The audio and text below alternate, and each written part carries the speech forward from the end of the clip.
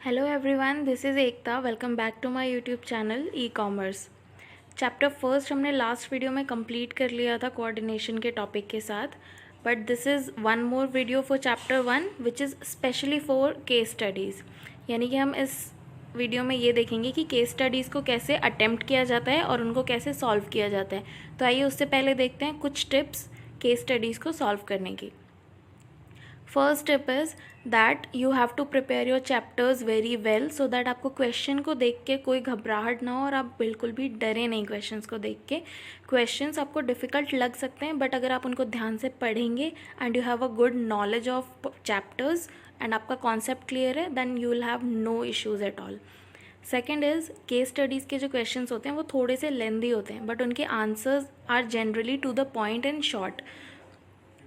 Third है कि आपको केस स्टडी को केयरफुली यानी कि अच्छे से पढ़ना है और बिना पूरी केस स्टडी को पढ़े यानी कि एक दो लाइंस पढ़ के आपको कोई आंसर या कंक्लूजन पे नहीं पहुंच जाना है।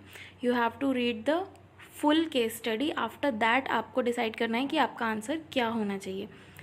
नेक्स्ट है केस स्टडी पढ़ने से पहले उसके नीचे जो क्वेश्चन दिया गया है उसको आप रीड करेंगे। सो पहले जब आप क्वेश्चन पढ़ लेंगे उसके बाद आप केस स्टडी को रीड करेंगे, तो केस स्टडी पढ़ते टाइम ही क्वेश्चन आपके दिमाग में रहेगा and you will be able to solve that case study quick.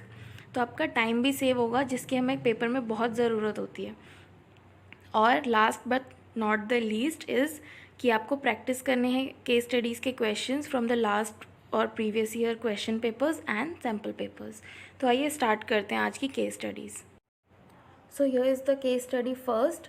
इसका जो क्वेश्चन है गाइज वो यहाँ पर है, that is identify the level of management eight which Ashutosh Goenka was working. और उसके बाद आपको 3 फंक्शंस बताने हैं जो वो परफॉर्म करते हैं। तो सबसे पहले हमें देखना है कि ये काम क्या करते हैं, उसके अकॉर्डिंग हम देखेंगे कि कौन सा लेवल ऑफ मैनेजमेंट है जिस पे ये वर्क कर रहे हैं। So he was working in X limited, a company manufacturing air purifiers. He found that the profits has started declining from last 6 months. So profit has a great implication on survival of the firm. इसलिए वो analyse करना चाहते थे business environment को, so that जो 6 months से profit कम होता जा रहा है लास्ट 6 मंथ्स से, उसका रीज़न ढूंढ पाए। सो प्रॉफिट्स को लेके सबसे ज़्यादा कंसर्न कौन होता है एक कंपनी में? जो उस कंपनी के सबसे ज़्यादा अथॉरिटेटिव लोग होते हैं, यानी कि टॉप लेवल मैनेजमेंट। सो अगर आशुतोष गोयनका ये देखना चाहते हैं and he want to analyze the business environment to find out कि एक्चुअली रीज़न क्या है प्रॉफिट्स कम होने का, so he must be working on the top level of management, क्योंकि मिडिल लेवल या लोअर लेवल मैनेजमेंट का ये काम नहीं है। सो ये है कि वो वर्क कर रहे हैं टॉप लेवल ऑफ मैनेजमेंट पे, और उसके बाद हम उनके कोई भी 3 अदर फंक्शंस बता देंगे जो टॉप लेवल मैनेजमेंट परफॉर्म करता है।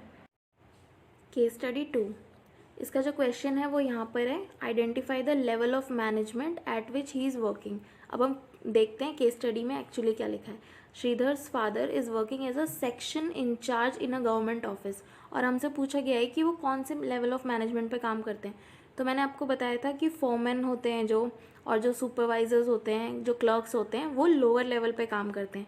तो सेक्शन इंचार्ज यानी कि इनका जो लेवल है that is lower level of management, यानी कि सेक्शन इंचार्जेस जो होते हैं वो लोअर लेवल ऑफ मैनेजमेंट पे काम करते हैं। सो इसका आंसर तो हो गया लोअर लेवल। एंड उसके बाद आपको बताना है state any 5 functions that he has to perform at this level. तो हम लोअर लेवल के ही कोई से भी 5 फंक्शंस इसमें बता सकते हैं, जो मैं आपको ऑलरेडी लेवल ऑफ मैनेजमेंट वाले वीडियो में बता चुकी हूँ। Case study third, your grandfather has retired as the director of a manufacturing company. At what level of management was he working. तो जो डायरेक्टर होता है वो एक कंपनी में किस लेवल ऑफ मैनेजमेंट पे काम करता है? येस, राइट, जो डायरेक्टर होता है वो टॉप लेवल ऑफ मैनेजमेंट पे काम करता है। तो इसका आंसर हो जाता है टॉप लेवल। और उसके बाद हमें बताना है what functions do you think he was performing at that level, state any 2। तो हमें टॉप लेवल मैनेजमेंट के कोई भी 2 फंक्शंस बता देने हैं इसमें, और आप टॉप। केस स्टडी 4, इसमें भी हमें जो बताना है that is eight which level of management was he working. It means हमें इसमें भी लेवल ऑफ मैनेजमेंट ही बताना है। सो क्वेश्चन है, Anand has retired from an organization in which he was responsible for implementing the plans developed by the top management. So आपको पता होगा कि वो कौन सा लेवल होता है मैनेजमेंट का, जो टॉप लेवल के द्वारा बनाए गए या डेवलप किए गए प्लान्स को इम्प्लीमेंट करने के लिए रिस्पॉन्सिबल होता है। Yes, middle level management. So इसका आंसर होगा मिडिल लेवल मैनेजमेंट, क्योंकि टॉप लेवल मैनेजमेंट जो होता है वो प्लान्स को डेवलप करता है और उसको इम्प्लीमेंट करने का काम किसका होता है, मिडिल लेवल मैनेजमेंट का। केस स्टडी 5, इसका क्वेश्चन पढ़ते हैं पहले। Do you think the production manager is effective? So effective का मीनिंग मैंने आपको क्या बताया था, इफ़ेक्टिव का मीनिंग होता है वो जो काम को टाइम पे पूरा कर दे, राइट। सो हमें ये बताना है कि जो प्रोडक्शन मैनेजर है इस क्वेश्चन में, क्या वो इफ़ेक्टिव है या नहीं है। सो ये क्वेश्चन देखते हैं। Vaibhav garment limited target is to produce 10,000 shirts per month at a cost of 150 rupees per shirt, यानी कि 10,000 शर्ट्स प्रोड्यूस करनी थी और एक शर्ट का जो कॉस्ट होना चाहिए था वो होना चाहिए था 150 rupees. The production manager could achieve this target, यानी कि प्रोडक्शन मैनेजर ने ये टारगेट अचीव कर लिया है, but at the cost of ₹160 पर शर्ट, यानी कि जो कॉस्ट है वो बढ़ गई है। तो क्या हम कह सकते हैं कि जो प्रोडक्शन मैनेजर है वो इफ़ेक्टिव है या नहीं है? यस, बिल्कुल इफ़ेक्टिव है, क्योंकि भले ही कॉस्ट बढ़ गई है लेकिन उन्होंने टाइम पे जो है अपना ऑब्जेक्टिव और या फिर जो भी उनको टारगेट मिला था वो उन्होंने टाइम पे पूरा किया है।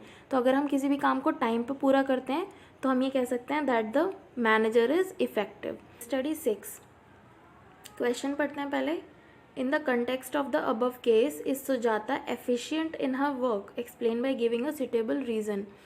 सो हमें बताना है कि जो सुजाता है इस क्वेश्चन में क्या वो एफिशिएंट है अपने काम के लिए।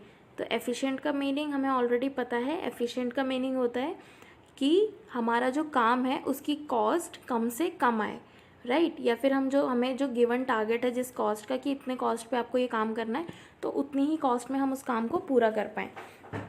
तो चलिए चेक करते हैं। Sujata works as a designer. As per the terms of an order received by the export house, she has to get 1000 units of denim made in 15 days at ₹2000 per jacket, यानी कि 2,000 रुपये की एक जैकेट बननी चाहिए और 1,000 यूनिट्स का जो है ऑर्डर मिला है उनको 15 days में कंप्लीट करने के लिए। She is able to complete her target production in 20 days, लेकिन जो उनका टारगेट प्रोडक्शन कंप्लीट किया है उन्होंने किया है 20 days में। सो क्या वो अपने काम को लेके एफिशिएंट हैं या नहीं है? तो उन्होंने कॉस्ट के बारे में तो हमें कुछ कहा ही नहीं है। इट मीन्स कि उन्हें जितनी कॉस्ट पे कहा गया था उतनी ही कॉस्ट पे उन्होंने जैकेट्स प्रोड्यूस किए हैं, लेकिन उन्हें टाइम ज़्यादा लग गया है। तो टाइम ज़्यादा लगने का मतलब कि वो इफ़ेक्टिव नहीं है, लेकिन क्योंकि उन्होंने सेम कॉस्ट पे अपना काम पूरा किया है, it means that she is efficient in her work. Case study 7, इसका जो क्वेश्चन है that is identify the level of management. हमें इसमें आइडेंटिफाई करना है level of management. So Geetika is working in a private sector bank. One of her key function relates to the formulation of overall organizational goals and strategies of the bank. Geetika एक private sector bank में काम करती है और उसका जो एक function है मेन वो ये है कि वो ऑर्गेनाइजेशन के गोल्स को सेट करती है और स्ट्रैटेजीज़ बनाती है। तो वो कौन से लोग होते हैं, मतलब किस लेवल के लोग होते हैं जो फॉर्मुलेशन करते हैं स्ट्रैटेजीज़ का या फिर गोल्स का? Top level management. So she is working at the top level management. 8, सो इसका जो क्वेश्चन है that is what aspect of nature of management is being highlighted here, यानी कि जो ऊपर लाइन लिखी हुई है हमें वो पढ़ के ये बताना है कि इसमें नेचर ऑफ मैनेजमेंट का कौन सा एस्पेक्ट है जो हाईलाइट किया जा रहा है। सो पढ़ते हैं। What distinguishes a successful manager from a less successful manager is ability to put the principles of management into practice. So इस लाइन में हमें ये बताया जा रहा है कि जो डिफरेंस होता है एक सक्सेसफुल मैनेजर और एक लेस सक्सेसफुल मैनेजर में, वो सिर्फ उस एबिलिटी का होता है जिस एबिलिटी से वो प्रिंसिपल्स ऑफ मैनेजमेंट को प्रैक्टिस में लाते हैं। यानी कि जो प्रिंसिपल्स ऑफ मैनेजमेंट है वो तो हर मैनेजर के लिए सेम है। अगर किसी ने पढ़े हैं या समझे हैं, सीखे हैं, तो सब ने सेम तरीके से पढ़े हैं, सबके लिए सेम लिखे गए हैं। लेकिन जो इंडिविजुअल डिफरेंस की वजह से, अपनी अपनी समझ की वजह से सब उसको अपने पर्सनल तरीके से उसको अप्लाई करते हैं अलग अलग सिचुएशंस में। तो उसकी वजह से ही कोई मैनेजर ज़्यादा सक्सेसफुल होता है और कोई मैनेजर कम सक्सेसफुल होता है। सो हमें ये बताना है कि ऐसा किस वजह से होता है। तो जैसे मैंने आपको बताया कि हर इंडिविजुअल या हर मैनेजर अपने अपने तरीके से इसको परफॉर्म करता है या अप्लाई करता है अलग अलग सिचुएशंस में। सो दिस इज़ कौन सा नेचर है ये मैनेजमेंट का? हम यहाँ पे मैनेजमेंट को एक आर्ट की तरह से बोल सकते हैं, that management is an art. यहाँ पे यही फीचर जो है वो हाईलाइट किया जा रहा है, क्योंकि आर्ट में ये फीचर होता है that you can give a personalised touch to it. Case study 9, इसका जो क्वेश्चन है that is which characteristic of management is violated in this para. जो आपको ऊपर पैराग्राफ दिया गया, हमने इसे पढ़ के ये बताना है कि मैनेजमेंट का कौन सा फीचर है जो यहाँ पे वायलेट यानी कि जिसका उल्लंघन किया जा रहा है, जो फॉलो नहीं हो रहा है यहाँ पर। सो केस स्टडी है, the production manager assigned a target of producing 1000 TV sets among the group of 10 workers. 10 workers का जो ग्रुप था उनको 1000 टीवी सेट प्रोड्यूस करने का टारगेट दिया गया। उन्होंने डिसाइड किया कि वो एक एक बंदा 100 टीवी सेट को प्रोड्यूस करेगा, लेकिन उसके बाद क्या होता है, उनमें से 3 वर्कर्स बीमार पड़ जाते हैं, लेकिन जो बाकी के वर्कर्स होते हैं वो उन 3 वर्कर्स का जो काम है वो आपस में डिवाइड करने के लिए मना कर देते हैं, दे रिफ्यूज़ टू इट, और वो सिर्फ अपना ही टारगेट अचीव करते हैं। तो उनका अपना अपना टारगेट तो अचीव हो जाता है, यानी कि जो 7 लोग बचे उन्होंने 700 टीवीज़ तो बना लिए, लेकिन बाकी जो 3 लोगों का काम था वो पूरा नहीं हुआ। सो इसकी वजह से क्या हुआ, the group target could not be achieved. तो जो ग्रुप का टोटल टारगेट था 1000 टीवी सेट्स का, वो अचीव नहीं हो पाया। सो कौन सा कैरेक्टरिस्टिक मैनेजमेंट का यहाँ पे वायलेट हुआ है जिसको हमने फॉलो नहीं किया? So it is that management is a group activity. मैंने आपको बताया था फीचर्स में कि मैनेजमेंट एक ग्रुप एक्टिविटी है, क्योंकि इसे हमें ग्रुप में परफॉर्म करना होता है और अल्टीमेटली हमें ऑर्गेनाइजेशन के गोल को कंप्लीट करना होता है। बट यहाँ पे जो ग्रुप था इन लोगों का, उसमें से जो 7 लोग बचे उन्होंने बाकी बचे हुए काम को डिवाइड करने के लिए मना कर दिया, इसलिए यहाँ पे management is a group activity, इसका वायलेशन हो रहा है। 10, this is the last one guys for today. Delhi CM Mr. Arvind Kejriwal launched odd even rule for cars in Delhi to cut pollution by restricting the number of cars running on city road. So ये हम सब जानते हैं कि दिल्ली में odd even लागू हुआ था, इसलिए क्योंकि इवन डेट को इवन नंबर वाली कार्स चलेंगी और ऑड डेट को ऑड नंबर वाली कार्स। सो ये इसलिए किया गया था क्योंकि पॉल्यूशन बहुत ज़्यादा बढ़ गया था दिल्ली में, तो उसको कट करने के लिए। तो हमें क्या बताना है, that identify and explain the objective of management, जो हमारे सीएम ने हाईलाइट किया है इसमें। सो ऐसी कौन सी चीज़ थी जो यहाँ पे हाईलाइट हुई है as a objective of management? So question में ये आंसर है दैट पॉल्यूशन कट करने के लिए। तो ये कौन से ऑब्जेक्टिव ऑफ मैनेजमेंट में आता है?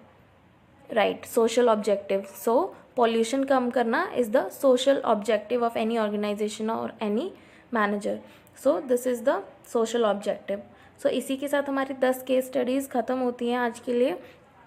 आई होप आपको समझ में आई होंगी। मैंने कोशिश की कि मैं अच्छे से समझा पाऊँ, और अगर अभी भी आपको किसी केस स्टडी में कन्फ्यूजन है या आपको लगता है तो आप कमेंट बॉक्स में ड्रॉप कर सकते हैं अपने व्यूज़ या अपने opinions. Your support is very important guys, so please like the video, share, comment, and please subscribe the channel e-commerce. Keep supporting. Bye bye.